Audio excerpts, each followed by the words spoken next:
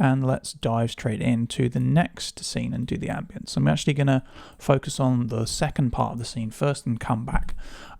Okay, so we've got our countryside ambience, and as soon as we go out of the shot, we enter into a garage environment. So we're going to need something for that. So I'm going to use the AI ambience generator here, bed for quiet garage.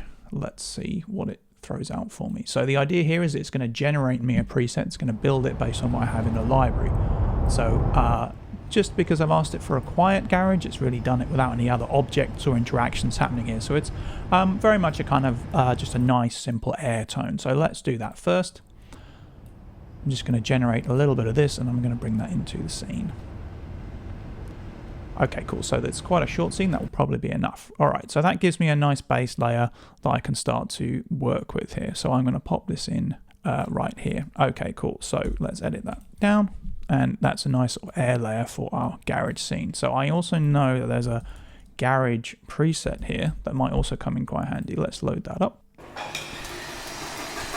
Okay, so this is a lot more active, but it feels like it sets, gives a little bit more detail here that might be quite nice, sort of look quite low in the mix. So let's generate a little of this as well.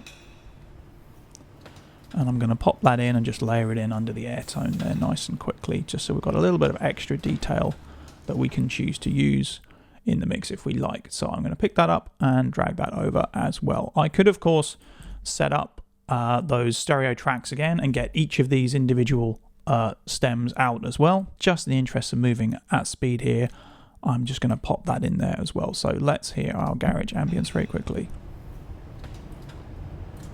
Okay, cool. So we've generated a little bit of detail there that's going to help us there as well.